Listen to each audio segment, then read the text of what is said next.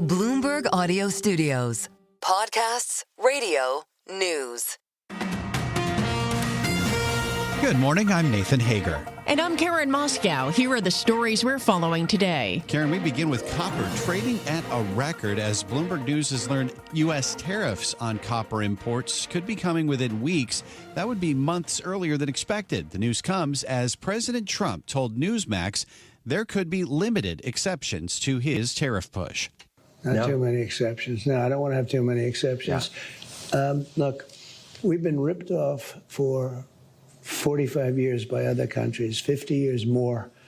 We always were soft and weak. It's almost like we had people that didn't know what they were doing. We were just ripped as a country like nobody has ever seen before. It was President Trump speaking on Newsmax. Analysts at Goldman Sachs and Citigroup in notes have said they expect the U.S. will impose a 25% copper tariff by year's end. Well, Nathan, President Trump is also saying more about the Signal chat that Atlantic journalist Jeffrey Goldberg was allowed into as top officials discussed plans to bomb Yemen. In the Newsmax interview, the president suggested a lower-level staffer to National Security Advisor Mike Waltz invited Goldberg into the chain. Somehow this guy ended up on the call. Now, it wasn't classified, as I understand it. There was no classified information. There was no problem, and the attack was a tremendous success. President Trump says his administration is investigating how Goldberg was added, but Mike Waltz says the mistake is on him. I take responsibility. I built the group. Okay. So but look, that's the part that we have to figure out, and that's the part that embarrassing. Yes. National Security Advisor Mike Waltz tells Fox News he's spoken with Elon Musk about the incident. Jeffrey Goldberg did not reveal actual attack plans in his article about the apparent breach, but did say Defense Secretary Pete Hegseth at one point shared operational details of forthcoming strikes on Yemen.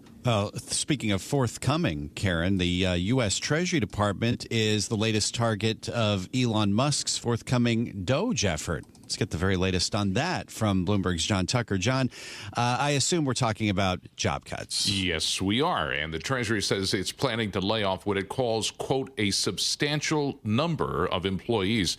Now, the Treasury is finalizing the plans in response to President Trump's executive order implementing the Department of Government Efficiency led by billionaire Elon Musk. The Treasury has more than 100,000 employees across several different bureaus, including the Internal Revenue Service. The disclosure comes from a Treasury Human Resources official as part of a collection of sworn affidavits filed in court. The Trump administration has been required to certify to a federal judge that it's complying with a temporary restraining order.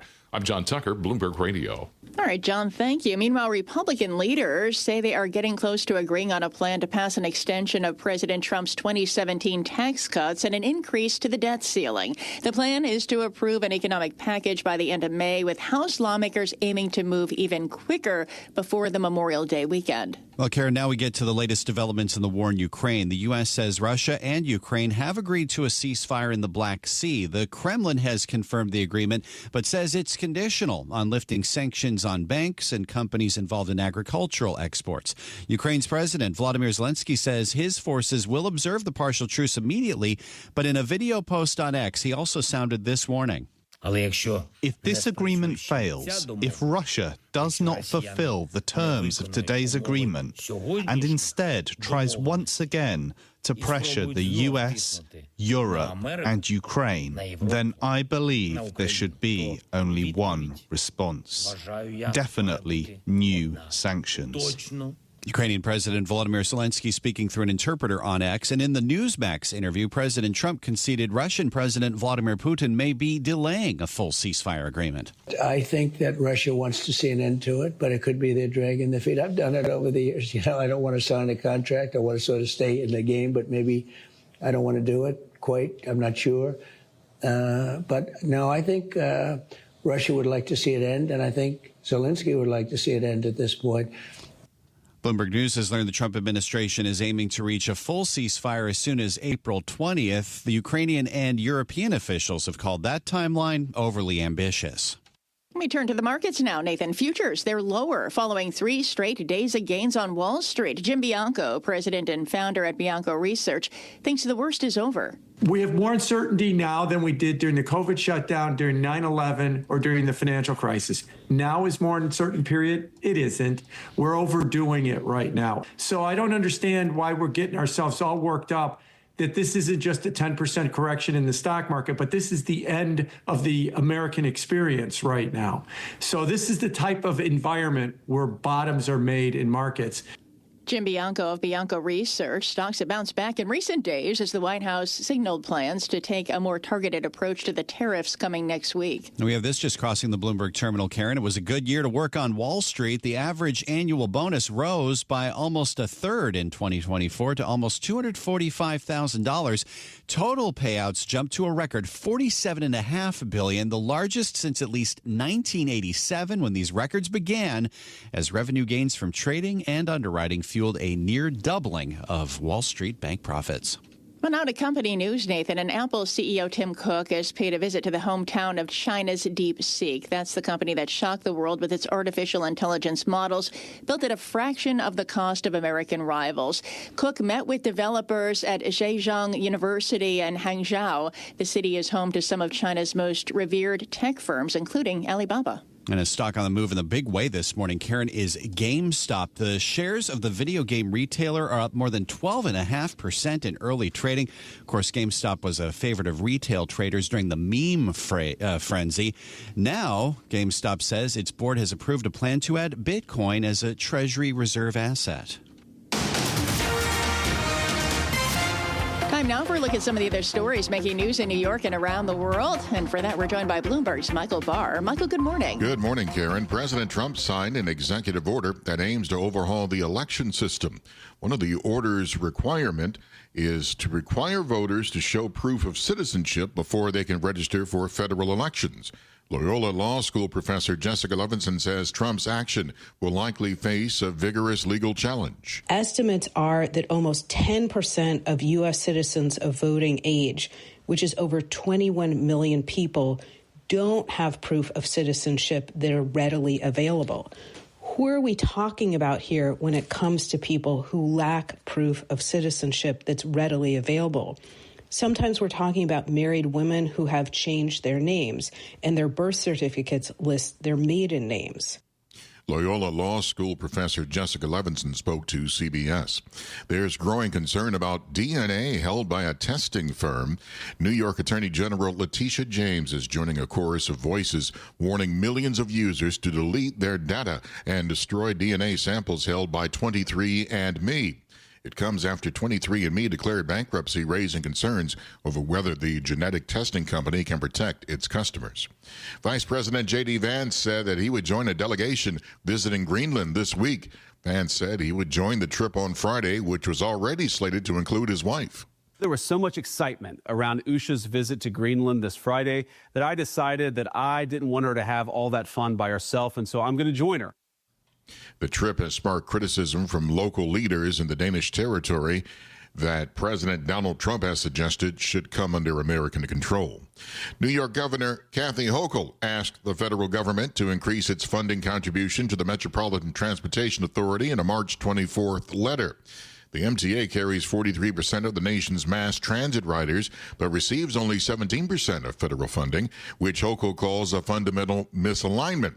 Transportation Secretary Sean Duffy called the request outrageous, adding in a social media post, Governor Hochul is asking for more money for the horribly run MTA. Global news 24 hours a day and whenever you want it with Bloomberg News Now. I'm Michael Barr, and this is Bloomberg. Karen. All right, Michael Barr, thank you. Time now for the Bloomberg Sports Update, brought to you by Tri-State Audi. Here's John Stashower. John, good morning. Good morning, Karen. A week ago, Tommy DeVito was the only quarterback on the Giants roster. Then last Friday, they added Jameis Winston. Now, 4 days later, Russell Wilson has become a Giant. Just a one-year deal. He can make up to $21 million, about half that guaranteed. Wilson is 36. They're not getting the 9-time Pro Bowler from his days in Seattle. He struggled in Denver. He was subpar down the stretch this past season with Pittsburgh. But Wilson's career record as a starting QB is 44 games over 500. This puts the Giants out of the running to get Aaron Rodgers, but the feeling is it does not mean they won't also draft a quarterback next month. They've got the third pick. The Patriots signed veteran wideout Stephon Diggs. At the Garden, triple-double night. Karl Anthony Towns, 26 points. Josh Hart scores 16. They both had 12 rebounds and 11 assists for Hart. His 9th triple-double this season, breaking Clyde Frazier's team record. Teammates with triple-doubles had never been done before. In Knicks history, they beat Dallas 128-113. The coach is Tom Thibodeau. The way, Josh was going to another triple-double, breaking the record, great accomplishment. And then to have Kat do it as well, that's pretty special. But OG was terrific throughout. I thought Mikal gave us really good minutes, and then our point guard play between Cam and Tyler was also very good. OG Anunoby, team high 35 points. Najee Marshall scored 38 for the Mavs. Rangers in LA scored first. JT Miller early second period, but it was their only goal. They lost to the Kings 3-1. John Stashow at Bloomberg Sports. Karen, Nathan.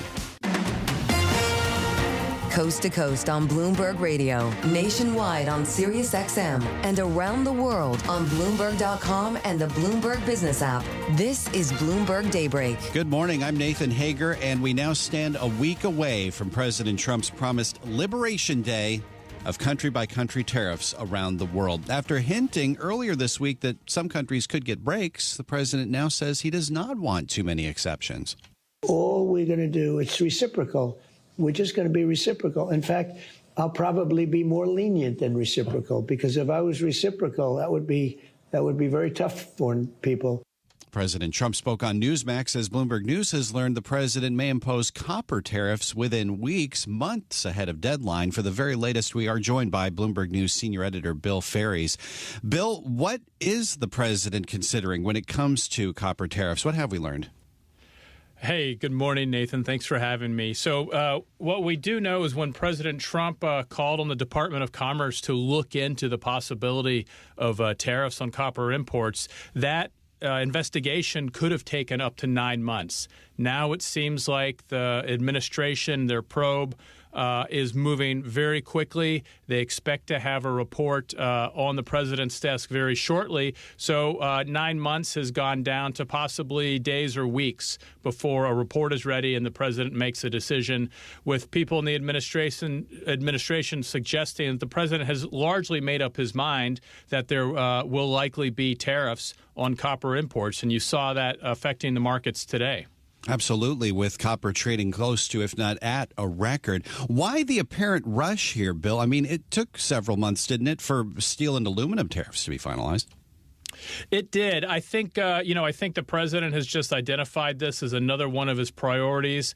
It's a way to, in his mind, I think, help boost domestic mining, domestic manufacturing, try to get more of that in here. The reality is what we're seeing with a lot of products, including metals, is that shippers are trying to get that into the U.S. before anything takes effect. But as you know, and people who are listening every day know on this show, every day we have a slightly different news when it comes to tariffs. So what we're talking about today, there's still a lot of time for things to change before copper tariffs come and before this April 2nd Liberation Day that the president keeps talking about. Yeah, and to that point, the president keeps talking about whether some countries could get exceptions, whether he even wants to see exceptions. What is the messaging that we're getting from the president at this point when it comes to what we could get on this coming Wednesday?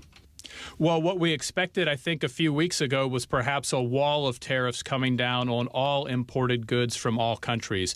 It looks like that perhaps is a bit of a stretch in terms of being able to do that for every country. The administration has repeatedly talked about a narrower list of countries. We don't know how many countries are in a narrower list. That certainly opens the door for a lot of lobbying by different countries. And I think what we heard in your clip there is the president pushing back on some of those efforts. But we know the countries he's talked quite a bit about. They include Canada and Mexico, obviously already under a lot of tariffs. There's China. There's India, who he said has very high tariffs, even Ireland. So a lot of European countries likely facing some of these tariffs as well. So it's just universally, there's not going to be a lot of clarity until we wake up on April 2nd. While the market's focused on what could be coming a week from today, there's also a lot of focus in Washington still, Bill, on this signal chat that Atlantic journalist Jeffrey Goldberg got into about Yemen plans. What's the latest on that? Well, we're seeing a real circling of the wagons there. The president saying that they're going to be looking into how this journalist was added to that text group, but largely defending his national security advisor, Michael Waltz, for the work he's done so far.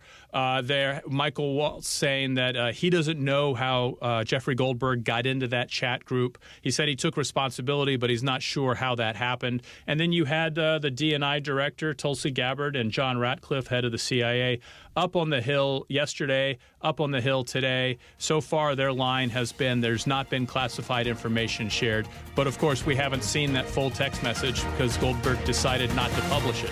This is Bloomberg Daybreak, your morning podcast on the stories making news from Wall Street to Washington and beyond. Look for us on your podcast feed by 6 a.m. Eastern each morning on Apple, Spotify, or anywhere else you listen. You can also listen live each morning starting at 5 a.m. Wall Street time on Bloomberg 1130 in New York, Bloomberg 99.1 in Washington, Bloomberg 92.9 in Boston, and nationwide on Sirius XM Channel 121.